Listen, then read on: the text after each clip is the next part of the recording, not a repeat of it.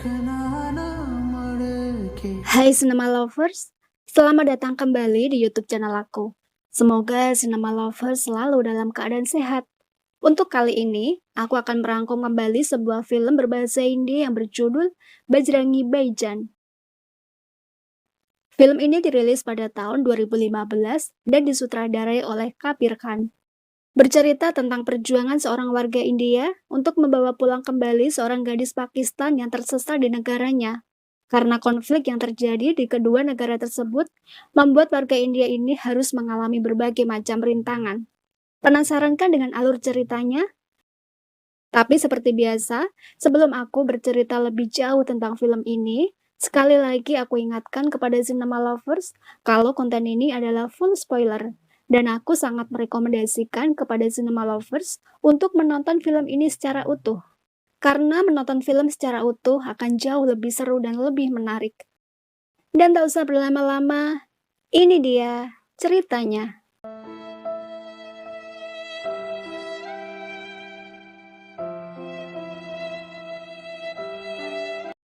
Di awal film, diperlihatkan seorang anak perempuan yang sedang menemani sang ayah menggembalakan domba-dombanya di pegunungan. Anak perempuan tersebut bernama Syahidah. Karena sebentar lagi hari akan gelap, sang ayah pun menyuruh anak perempuannya itu untuk segera pulang terlebih dahulu. Tanpa menunggu lama, Syahidah pun bergegas pulang ke rumah sambil bermain roda dorong. Tapi sayang, ketika sedang asiknya Syahidah bermain, tiba-tiba roda tersebut lepas. Syahidah berlari mengejar roda itu, dan karena kondisi jalan yang turun, Syahidah pun terjatuh dan terperosok masuk ke dalam jurang. Sementara itu, sang ayah yang telah pulang ke rumah bersama domba-dombanya kaget ketika istrinya bertanya tentang putrinya itu. Tentu saja ia menjawab kalau putrinya itu sudah disuruhnya pulang lebih dulu. Akhirnya dengan dibantu warga desa, mereka pun mencari keberadaan Syahidah.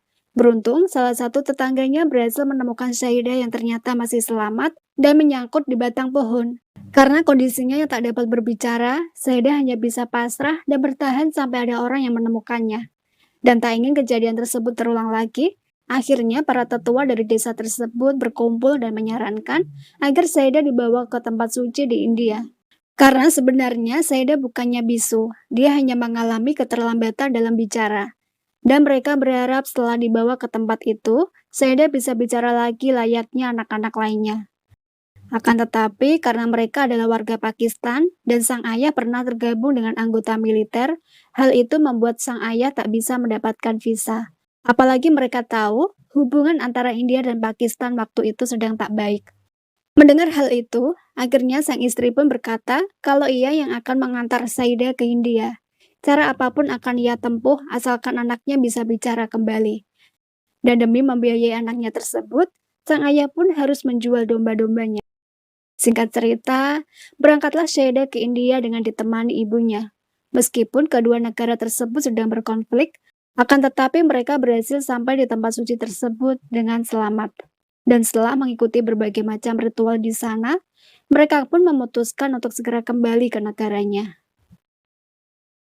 Akan tetapi, di tengah perjalanan menuju ke Pakistan, kereta yang mereka tumpangi mengalami kerusakan, sehingga perjalanan dihentikan sambil menunggu perbaikan, dan para penumpang memilih untuk beristirahat termasuk Syahidah dan ibunya. Dan ketika orang-orang sedang terlelap dalam tidurnya, tiba-tiba Syahidah terbangun karena ia melihat di luar kereta ada beberapa anak domba. Syahidah berpikir kereta masih cukup lama diperbaiki, oleh karena itu ia pun memutuskan untuk keluar dari kereta dan bermain dengan anak domba tersebut. Tapi apa yang terjadi? Ketika ia sedang asik bermain, Syahidah tak menyadari kalau kereta telah selesai dalam perbaikan dan lambat laun kereta tersebut bergerak meninggalkan Syahidah. Mengetahui hal itu, Syahidah tak bisa berbuat apa-apa karena ia tak bisa berteriak. Ia hanya bisa berlari berusaha mengejar kereta, akan tetapi kereta terus melaju meninggalkan dirinya di negeri orang. Ia hanya bisa menangis sambil menatap kereta yang membawa ibunya. Dan tak berselang lama, ada kereta barang yang lewat di depannya dan Syahidah mengira kalau kereta tersebut mempunyai tujuan yang sama dengan kereta yang ditumpangi ibunya. Sehingga ia pun memutuskan untuk naik kereta tersebut. Dan ternyata kereta tersebut bukannya berjalan menuju ke Pakistan, tapi berjalan ke arah yang berbeda, yaitu ke India. Sementara itu, sang ibu yang menyadari kalau putrinya tak ada lagi di pangkuannya, mulai cemas dan mencari-cari putrinya itu. Tapi ia tak menemukannya. Sang ibu juga memberitahukan hal tersebut kepada pihak kereta, sehingga kereta pun dihentikan dan mereka melakukan pencarian keluar kereta. Dan karena tak ditemukan, sang ibu pun bersikeras akan tetap mencari putrinya tersebut. Akan tetapi dikarenakan kereta sudah sampai di Pakistan, maka tak mungkin baginya untuk kembali lagi ke India, kecuali ia membuat visa lagi. Dan karena keterbatasan biaya, ayah dan ibu Saidah pun hanya pasrah dan menyerahkan hilangnya putrinya tersebut kepada pihak kepolisian. Saidah sendiri yang terbangun dari tidur, merasa bingung karena ia berada di tempat yang asing baginya. Ditambah lagi keramaian yang terjadi di sekelilingnya karena bertepatan dengan upacara perayaan Dewa Hanuman. Di sana Saidah melihat seorang laki-laki yang bernama Bajrangi yang sedang menari dan menyanyi. Dan setelah upacara perayaan selesai, Bajrangi yang sedang minum di sebuah kedai melihat Saidah seperti sedang kebingungan. Karena merasa kasihan, Bajrangi pun kemudian membelikan makanan dan minuman kepada Saidah. Dan ketika Bajrangi menanyakan siapa namanya, Saidah yang tak dapat berbicara itu pun hanya diam saja. Dan setelah membelikan makanan dan minuman untuk Saidah, Bajrangi pun memutuskan untuk meninggalkan tempat tersebut. Akan tetapi, belum jauh Bajrangi meninggalkan tempat itu, tiba-tiba Saidah sudah berada di belakangnya. Bajrangi mengira gadis kecil tersebut sedang tersesat. Oleh karena itu, Bajrangi pun memutuskan untuk membawa Saidah ke kuil Dewa Hanuman dan meninggalkan Saidah di kuil tersebut. Tapi apa yang terjadi? Ketika Bajrangi melanjutkan perjalanannya dengan naik bis, ia melihat gadis tersebut berlari mengejarnya. Bajrangi kemudian meminta supir untuk berhenti dan segera membawa Saidah ke kantor polisi. Setelah menulis laporan yang dibuat Bajrangi, polisi itu pun meminta Bajrangi untuk membawa Saidah bersamanya sambil menunggu kabar tentang orang tuanya. Tentu saja Bajrangi menolak karena ia tak mengenal gadis tersebut. Di samping itu, bagaimana nanti kalau orang tuanya mencarinya? Akan tetapi setelah polisi meyakinkannya dengan memperlihatkan para penjahat yang berada di sana, akhirnya dengan berat hati, Bajrangi pun membawa pulang Saidah. Dan ketika berada di dalam bis, karena penasaran dengan tempat tinggal Saidah, Bajrangi pun menyebutkan nama-nama daerah di India. Akan tetapi Saidah selalu menggelengkan kepala. Demikian juga ketika para penumpang lainnya ikut-ikutan menyebutkan daerah sampai ke pelosok India, Saidah pun masih menggelengkan kepala. Dan kepada para penumpang tersebut, Bajrangi mulai bercerita tentang siapa dirinya. Ia sebenarnya bukan berasal dari New Delhi. Ia hanya kebetulan memenuhi keinginan terakhir sang ayah sebelum meninggal untuk mengunjungi sahabat ayahnya yang bernama Dayana. Demi memenuhi keinginan sang ayah, Bajrangi memutuskan untuk tinggal di sana beberapa hari. Karena tak mempunyai pekerjaan, ia pun memilih untuk menjadi pengawal bagi putri Dayana yang bernama Rasika. Bajrangi selalu menemani kemanapun Rasika pergi. Mulai dari menunggu Rasika yang mengajar di sekolahnya, ke tempat ibadah, sampai ke pasar. Dan karena hal itulah membuat Rasika merasa nyaman dengan Bajrangi dan membuatnya diam-diam jatuh cinta kepada Bajrangi. Hingga suatu hari, salah seorang teman Dayana berkunjung ke rumahnya dengan maksud ingin menjodohkan putranya dengan Rasika. Akan tetapi Rasika menolak dan mengatakan kepada keluarganya kalau ia telah memiliki pilihan sendiri, yaitu Bajrangi. Hal itu tentu saja membuat kaget seluruh keluarganya, terlebih lagi Bajrangi. Beruntung Dayana mau mengerti dan menghargai pilihan anaknya itu. Di samping itu, ia juga sudah kenal dan tahu banyak tentang Bajrangi beserta keluarganya. Tapi sebagai syarat, Dayana memberikan sebuah tantangan kepada Bajrangi. Ia akan menerimanya sebagai menantu, asalkan dalam waktu 6 bulan, Bajrangi mampu dan bisa membelikan sebuah rumah untuk Rasika. Dan itulah cerita Bajrangi kepada para penumpang di sana, kenapa ia kembali lagi ke New Delhi. Dan karena tak tahu harus kemana lagi menitipkan Saidah, akhirnya dengan rasa ketakutan, Bajrangi nekat membawa Saidah ke rumah Rasika dan segera menjelaskan kepada keluarga Rasika tentang Saidah. Mengetahui hal itu, Dayana merasa keberatan. Ia menyuruh Bajrangi agar lebih fokus ke tantangannya agar ia segera bisa menikah dengan Rasika. Sementara itu, Saidah yang tak terbiasa dengan makanan orang India tak menghabiskan makanan yang diberikan oleh keluarga Rasika dan segera membawa piringnya itu ke dapur. Akan tetapi, tiba-tiba Saidah mencium bau ayam goreng di sana. Dan tanpa pikir panjang, Saidah segera mencari asal bau ayam goreng tersebut. Mengetahui Saidah yang tiba-tiba menghilang, Ibu Rasika segera memberitahukan hal tersebut kepada Bajrani dan Rasika kalau Saidah tak ada di rumah. Bajrani dan Rasika segera mencari Saidah, dan betapa terkejutnya Rasika ketika mengetahui Saidah sedang berada di rumah tetangganya sambil menyantap ayam goreng. Mengetahui hal itu, Bajrani langsung mengajaknya pulang. Padahal awalnya Bajrani dan Rasika mengira bocah perempuan itu berasal dari kasta Brahmana karena berkulit putih. Tapi setelah melihat perilaku Saidah yang sangat suka dengan ayam dan daging, akhirnya Bajrani dan Rasika mengubah dugaannya. Mereka mengira Saidah berasal dari kasta ksatria, karena kasta ini terkadang juga makan daging. Hari demi hari pun berlalu, Bajrani dan Rasika semakin dekat dengan Saidah.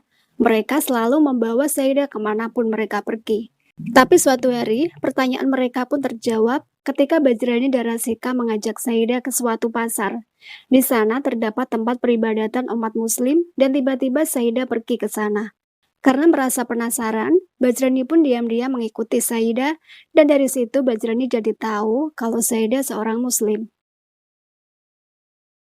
Mengetahui hal itu, Bajrani segera memberitahu Rasika apa yang telah ia lihat.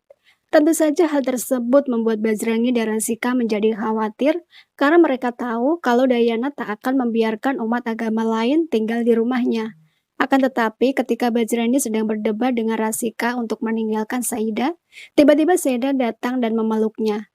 Ia jadi tak tega dan berjanji apapun caranya, ia akan membantu Saidah untuk mencari keluarganya. Bajrani dan Rasika juga berjanji untuk menyembunyikan identitas Saidah kepada keluarganya. Dan suatu hari, ketika semua keluarga sedang berkumpul untuk menyaksikan pertandingan kriket di televisi yang menyiarkan pertandingan antara India dan Pakistan, tiba-tiba saja Saidah bertepuk tangan ketika tim Pakistan unggul.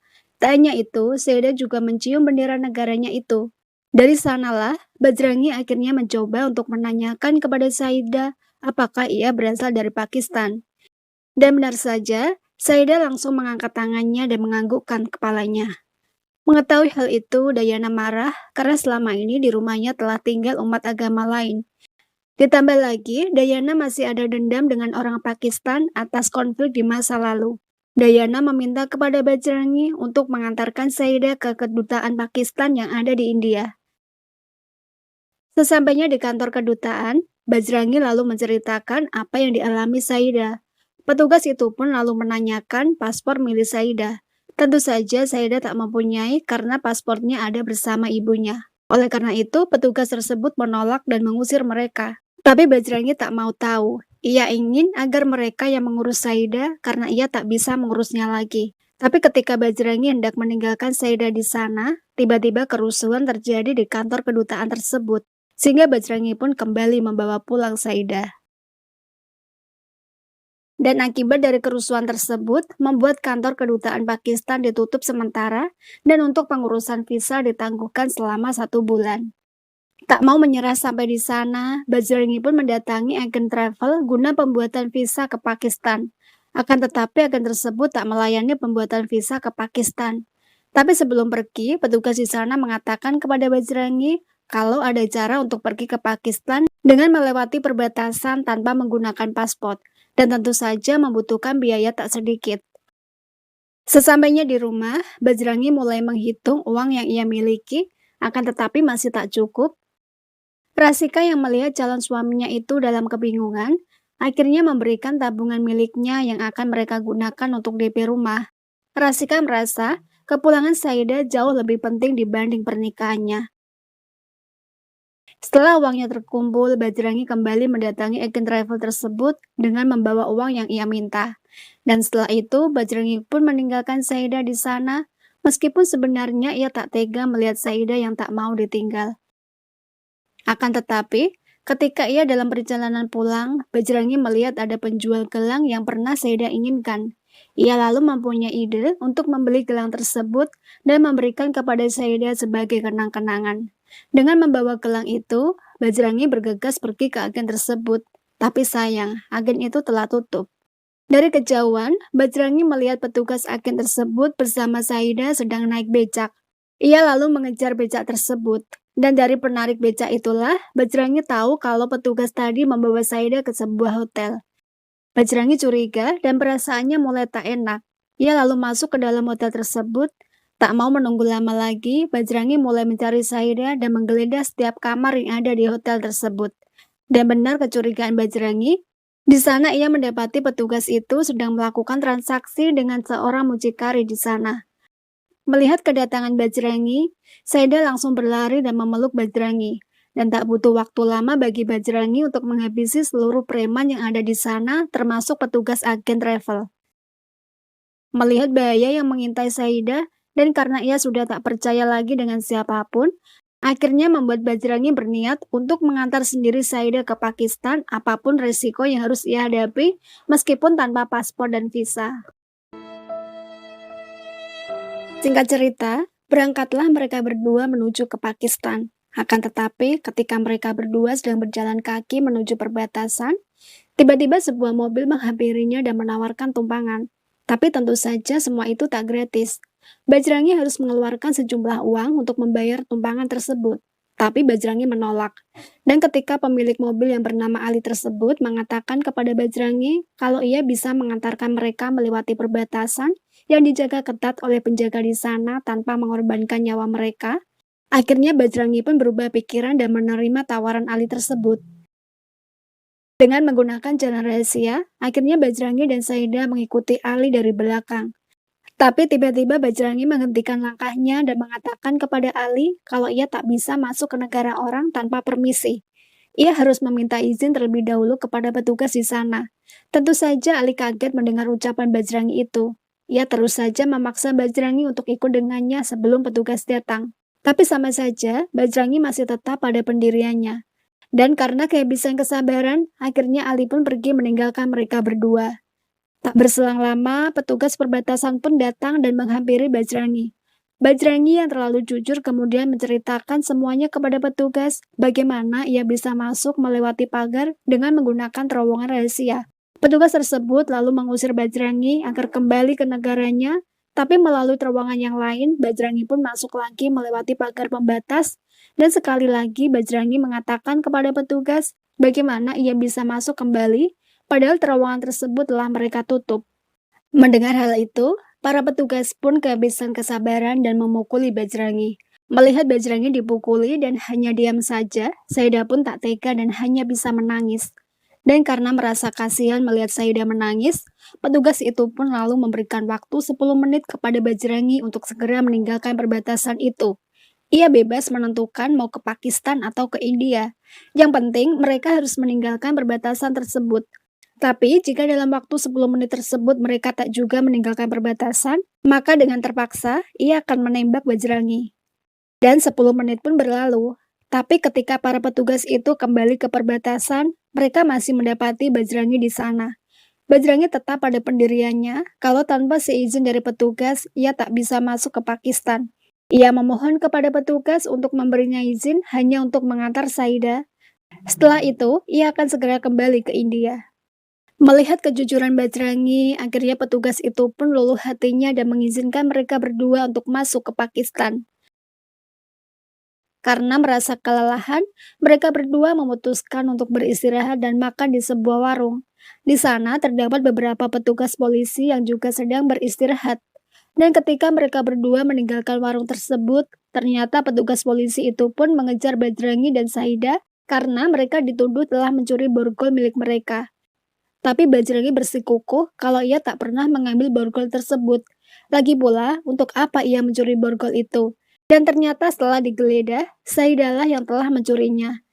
Dan karena hal itu, mereka berdua pun ditangkap polisi karena Bajrangi dianggap sebagai mata-mata India dikarenakan ia tak memiliki visa ataupun paspor. Sementara itu, di tempat yang berbeda, nampak seorang reporter yang bernama Nawaf sedang meliput berita. Akan tetapi, seorang warga mengatakan kalau ada warga India ditangkap oleh polisi karena dianggap sebagai mata-mata. Ia pun segera bergegas menuju kantor polisi dan mewawancarai Bajrangi. Di depan polisi, Bajrangi menceritakan maksud tujuannya datang ke Pakistan. Akan tetapi, mereka tak percaya. Dan tiba-tiba Saidah mengambil kalender yang ada di meja polisi dan menunjukkannya kepada Bajrangi. Bajrangi lalu bertanya, apakah itu tempat asalmu? Dan Saidah lalu menganggukkan kepalanya. Tapi kesabaran Bajrangi habis ketika petugas polisi tersebut berusaha membuka mulut Saidah. Mereka tak percaya kalau Saidah tak dapat berbicara. Melihat itu, Bajrangi lalu menghajar polisi tersebut dan melarikan diri. Sang reporter yang melihat Bajrangi melarikan diri, kemudian mengejar dan mengikuti Bajrangi. Ia kemudian memata-matai Bajrangi yang sedang naik bis dan melaporkan tentang nama bis yang mereka tumpangi kepada polisi. Sementara itu, dengan membawa gambar kalender, Bajrangi mulai menanyakan tempat tersebut kepada para penumpang, berharap ada yang mengetahui nama daerah di foto tersebut. Dan dari situlah, sang reporter itu mengetahui kalau Bajrangi bukanlah seorang mata-mata. Dan karena hal itulah, ketika bis dihentikan oleh polisi, sang reporter itu meminta kepada para penumpang untuk menutupi keberadaan mereka. Sedangkan ia sendiri bersama Bajrangi dan Saidah telah bersembunyi di atas bis. Sehingga mereka bertiga pun selamat dari kejaran polisi dan memutuskan untuk beristirahat di sebuah masjid. Bajrangi yang seorang pemuja dewa kaget begitu keesokan harinya terbangun dan tersadar kalau tempatnya tertidur semalam adalah sebuah masjid. Spontan saja ia pun segera keluar dari masjid tersebut. Dan di sana ia bertemu dengan seorang ustadz dan mengatakan kalau masjid tersebut terbuka untuk umum meskipun berbeda keyakinan dan mempersilahkan kepada Bajrangi untuk beristirahat di dalam. Bajrangi kemudian menceritakan maksud tujuannya datang ke Pakistan. Ia juga memperlihatkan gambar yang ada di kalender tersebut. Tapi ustadz tersebut mengaku tak pernah tahu daerah tersebut. Demikian juga ketika sang ustadz menanyakan hal tersebut kepada santri-santrinya, tak ada seorang pun yang tahu. Dan tak berselang lama, gerombolan polisi yang sedang mencari Bajrangi pun mendatangi masjid tersebut. Akan tetapi, sang ustadz yang tahu akan tugas mulia Bajrangi memilih untuk merahasiakan keberadaan Bajrangi kepada polisi. Karena merasa mereka dalam bahaya, akhirnya sang ustadz meminta kepada Bajrangi untuk menyamar sebagai wanita muslim dan mengenakan cadar. Dan atas kebaikan sang ustadz, mereka bertiga pun akhirnya berhasil lolos dari kejaran polisi. Dan demi mendapatkan tumpangan, Nawab membuat sandiwara dengan memasukkan pisang ke dalam knalpot sebuah mobil yang kebetulan mereka temui. Sehingga membuat mobil tersebut mogok. Dan Nawab kemudian berpura-pura membetulkan mobil tersebut dan sebagai imbalannya, pemilik mobil itu pun menawarkan tumpangan kepada mereka bertiga. Dan betapa terkejutnya mereka setelah tahu kalau mobil yang ia tumpangi adalah milik seorang kepala polisi yang kebetulan sedang mengambil cuti. Dan karena ia mendapat kabar kalau ada mata-mata dari India yang kabur, maka kepala polisi itu pun memutuskan untuk ke kantor polisi. Setelah sampai di kantor polisi, tanpa merasa curiga sama sekali, kepala polisi itu pun menyuruh anak buahnya untuk mengantar mereka bertiga sampai ke desanya. Dan kepala polisi tersebut baru tersadar setelah anak buahnya menyebutkan ciri-ciri mata-mata yang kabur adalah orang yang sama dengan yang ia beri tumpangan. Dengan berbagai macam drama dan perjuangan, akhirnya mereka bertiga pun berhasil lolos dari kejaran polisi dan segera melanjutkan perjalanan. Sementara itu di rumah Rasika, karena merasa khawatir kepada Bajrangi, akhirnya Rasika pun memilih untuk menceritakan yang sebenarnya terjadi dengan Bajrangi kepada ayah dan ibunya. Mendengar hal itu, Dayana pun marah dengan tindakan Bajrangi yang nekat pergi ke Pakistan tanpa paspor dan visa. Tapi Rasika justru menyalahkan ayahnya, karena menuruti perintah ayahnya, Bajrangi harus mempertaruhkan nyawanya ke Pakistan. Di tempat yang berbeda, polisi akhirnya menyandra seorang reporter yang merupakan rekan kerja Nawaf.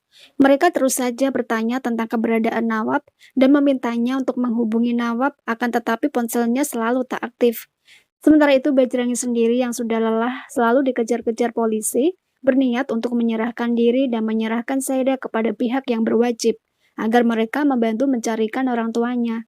Tapi Nawab tak sependapat dengan Bajrangi. Ia kemudian mempunyai ide untuk meminta bantuan saluran TV agar bisa menemukan orang tua Saidah. Tapi sayang, tak ada satupun saluran TV yang tertarik dengan berita itu. Akhirnya mereka pun memutuskan untuk mendatangi tempat suci yang katanya bisa mempertemukan orang-orang yang terpisah dari keluarganya. Dan tak berselang lama, ponsel Nawab pun berbunyi, dan ternyata itu telepon dari rekannya yang sedang disandra polisi. Tanpa merasa curiga sama sekali, Nawab kemudian memberitahu rekannya tersebut kalau ia dan Bajrangi hendak pergi ke tempat suci. Sesampainya di tempat suci, mereka lalu mengikuti serangkaian ritual dengan harapan Saida bisa bertemu kembali dengan keluarganya. Sebenarnya di tempat suci tersebut, kedua orang tua Saida juga ada di sana dan sedang mengikuti ritual juga. Akan tetapi Bajrangi tak melihatnya, sedangkan Saida sendiri sedang tertidur.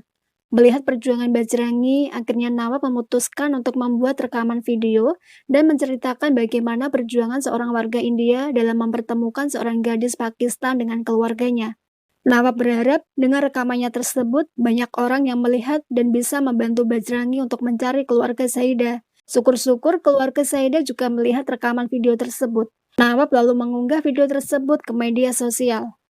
Di warnet itulah, Nawab melihat rekannya yang datang bersama beberapa polisi. Ia lalu sadar kalau rekannya tersebut telah mengkhianatinya. Nawab kemudian segera meninggalkan tempat tersebut dan segera mencari Bajrangi dan Saida. Beruntung ia datang tepat waktu dan segera mengajak Bajrangi dan Saida untuk melarikan diri. Demi menyelamatkan diri, Nawab pun terpaksa berbohong kepada rekannya tersebut ketika ia menelponnya lagi dengan mengatakan kalau mereka sedang berjalanan menuju suatu tempat. Hingga akhirnya para polisi itu pun meninggalkan tempat tersebut. Nawab lalu menceritakan hal tersebut kepada Bajrangi dan ketika Nawab menunjukkan rekaman video tersebut, tiba-tiba Saida meminta kepada Nawab untuk memutar kembali rekaman video di tempat suci tersebut. Ternyata, Saida melihat kedua orang tuanya di rekaman video itu. Dan setelah diamati, kedua orang tua Saida itu pun baru turun dari sebuah bis. Mereka akhirnya mencari tahu di mana bis tersebut berasal. Dan dari supir bis, Bajrangi dan Nawab tahu kalau Saida berasal dari Sultanpur. Tapi sayang, ketika mereka sedang menuju ke kampung halaman Saida, tiba-tiba di tengah perjalanan bis yang mereka tumpangi dirazia oleh polisi. Dan tak ada pilihan lain, akhirnya Bajrangi dan Nawab sepakat untuk berpisah demi mengalihkan perhatian polisi. Bajrangi menyerahkan diri, sementara Nawab akan membawa Saida untuk bertemu keluarganya. Dan atas perjuangan Bajrangi, akhirnya Saida berhasil bertemu dengan ibunya.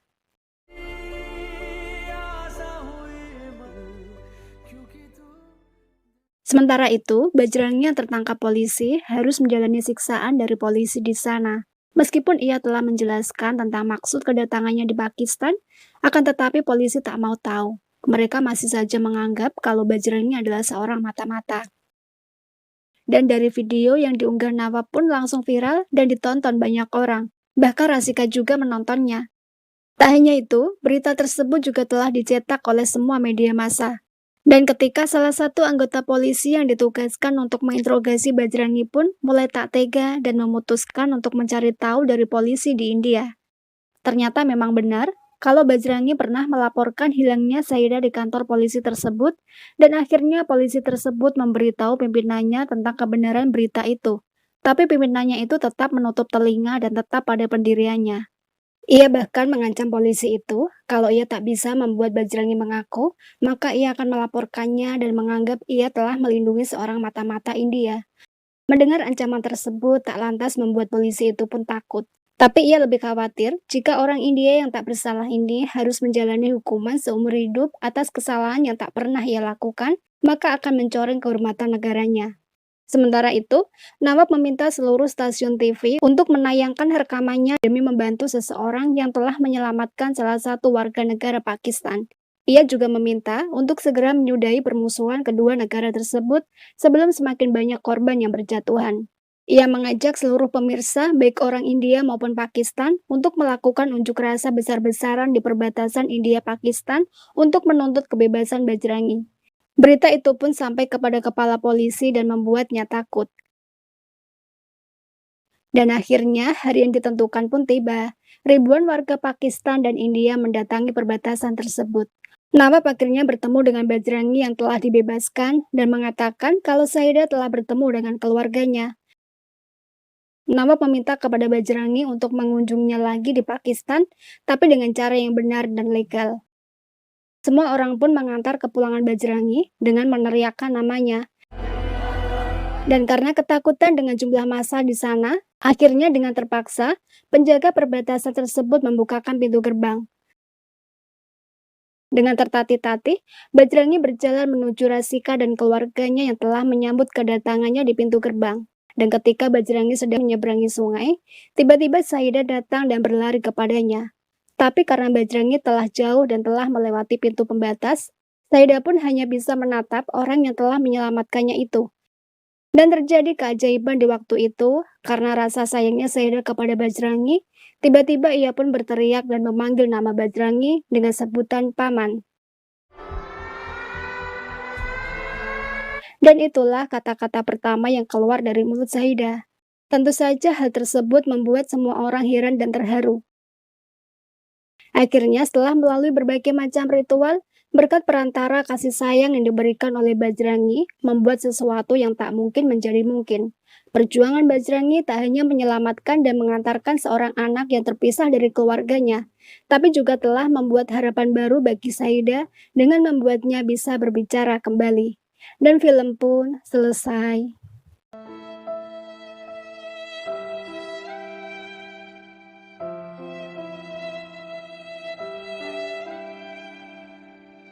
Nah, itu tadi alur cerita film yang berhasil aku rangkum untuk kali ini.